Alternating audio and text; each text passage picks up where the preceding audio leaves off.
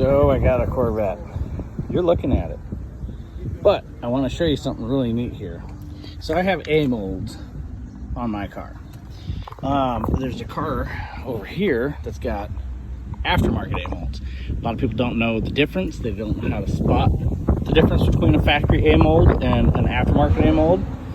Now my A-mold's a little bit dirty, but one of the easiest ways to tell if it's a factory one or not is here is the air stem. We're going to look around this inner lip here, and you'll see this manufacturer's mark right here.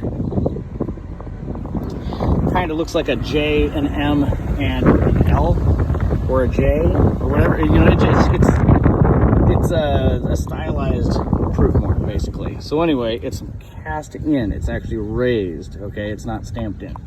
So another way to tell is the factory A-molds have, usually the aftermarkets don't have this rounded end here. They'll be a little bit more squared off, as will the spokes be.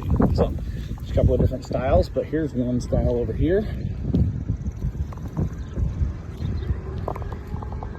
These are a little bit more squared off, but you can see how this aftermarket lip here is.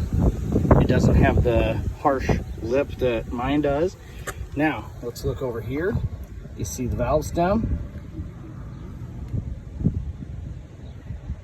Nothing. That is an aftermarket A-mold.